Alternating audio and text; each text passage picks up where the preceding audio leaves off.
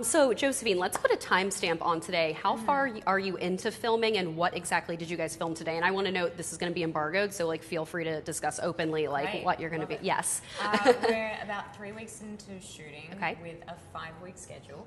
And today we were doing all the Seattle hotel stuff. So it's when Tess is on her first day of an internship at a publishing company, and she goes all the way. She's whisked off to Seattle, and she's taken out to a club, and events ensue.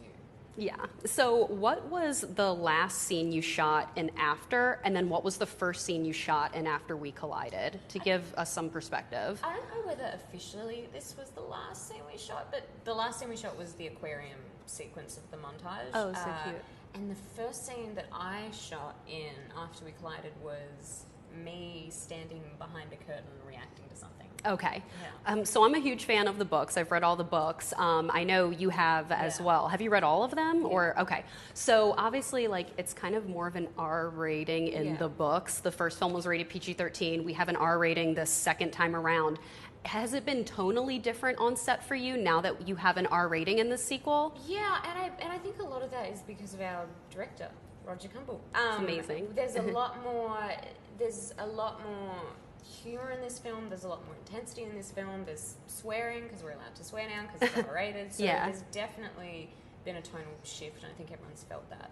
Right. So obviously after like the major worldwide success, you guys winning your 3 Teen Choice Awards, what was the reunion like for you and Hero when you got back on set for After We Collided? I'm trying to remember what we actually, when the first time, I can't remember if it was at the hotel or if it was at like rehearsals, but it was it was basically a hi, how you doing? It was nothing dramatic with flowers and You're screaming right. and I haven't seen you out. Yeah. Yeah. Exactly. You're like, it wasn't dramatic. We're just like, hey, what's up? Yeah. So obviously with the emotional events that ended in the first movie, Tessa's in a super like deeply emotional state for the sequel. So I'm wondering, like, when you and Hero are doing some of those particularly emotional scenes, when Roger yells cut, do you like immediately go back into Josephine, or do you have to like take a bit to kind of like do the downtime? Honestly, we haven't gotten into a lot of the super emotional stuff in this film yet. So we've been lucky in that respect, but the stuff we've done so far, it's not, I don't really require like that much of a transition period. It sort of depends. Sometimes you want to stay in it if it's a really emotional scene and you're shooting it over like 12 hours, but if it's only sort of emotional when you're doing it over 2 hours. Right. No, so yeah, it's not hard to answer your question. It's not hard to like snap back and forth. Yeah. Right. Well, Tessa's last question. Tessa's obviously like, she thinks she knows what she wants in life until she meets Hardin. And I'm just wondering, like, is there something about Tessa that maybe you like took with you after the filming of the first movie? Is something about her that like sticks with you? I thought you were going to say physically. Like, oh yeah. Did you? No.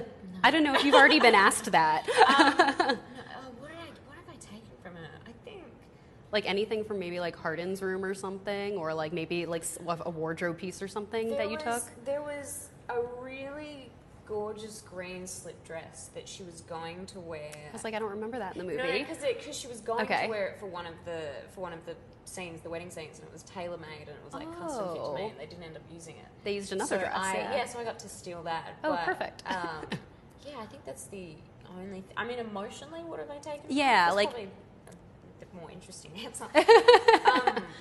I just maybe like her sense of confidence. I don't know. I think that's a good lesson for everyone to take. Just be who you are and don't be afraid to be yourself and make choices and yeah. Well, thank you so much for your time. You go. I won't know that you're like, I'm so exhausted. I'm gonna get back to my like trailer and chill for the rest of the day. I'm gonna get a glass of wine myself. I'm just so sorry we only had 4 minutes. No, it's fine. I'm happy that you like gave me any time at all. Like, so because I know you've had like such a long day, so I really appreciate it. Yeah. No, I appreciate it. Yeah. Thank you. Thank you so much. It was cool to interview.